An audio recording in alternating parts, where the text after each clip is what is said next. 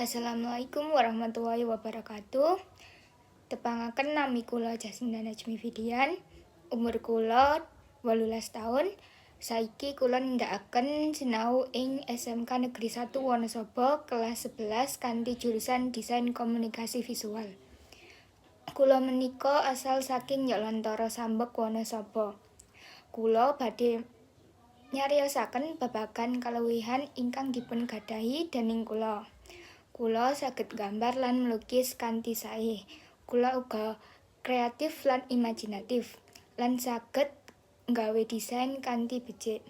Saliyane punika, kula uga tiyang ingkang disiplin lan tansah tepa waktu. Ceria lan ramah.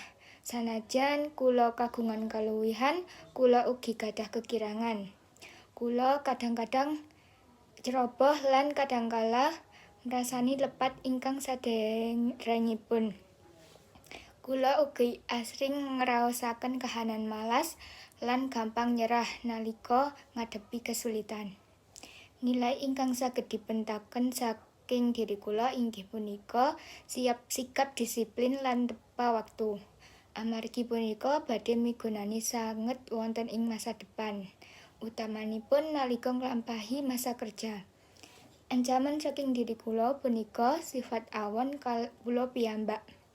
Kadosta malas, ceroboh lan pelupa. Menika saged ndadosaken gangguan ing gesang kula, utamane nalika nindakaken tugas ingkang badhe dipun wujudaken.